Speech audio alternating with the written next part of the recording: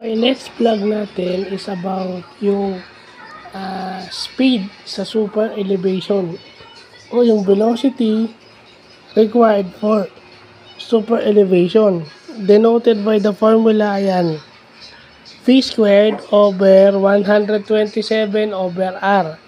So, yung E is yung super elevation and yung F is yung lateral friction.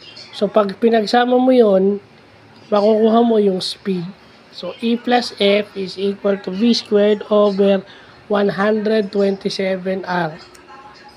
So, kung mapapansin nyo, kapareho siya ng formula ng centripetal force. Kaso, as a centripetal force, considered yung mass. Di ba?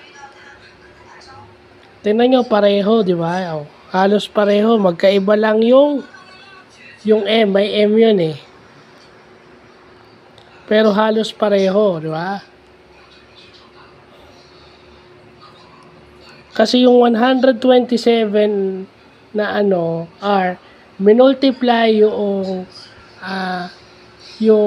18 over 5, yung conversion ng kilometer per hour, meter per second to kilometer per hour or kilometer per hour to meter per second.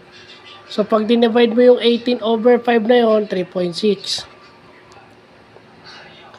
So, 3.6 times 9.8 is 127.008. So, pag kinonsider mo yung acceleration due to gravity, kaya lalabas yung 127.008. So, pag na-round up mo, 127. So, kaya nakuha yung 127 na constant. Okay, yung 127 sa formula, doon nakuha yun. So, yun yung mga bagong knowledge na nakuha natin, plus binalikan natin yung mga topics na alam na natin ever since high school. No? High school physics ko pa to. High school and college physics to be specific. No? Natakel ko to nung college, natakel ko to nung 4th year high school or grade 10. Kasi nasa lumang curriculum tayo eh. Yung hanggang 10 years lang yung basic education. 4th year, no? 4 na taon. 4th year kasi noon, physics siya. Last year mo sa high school, ang science and technology mo, physics. So, doon pumapasok yung centrifugal force. Tinuturo talaga yan. At saka yung college physics ko nung college.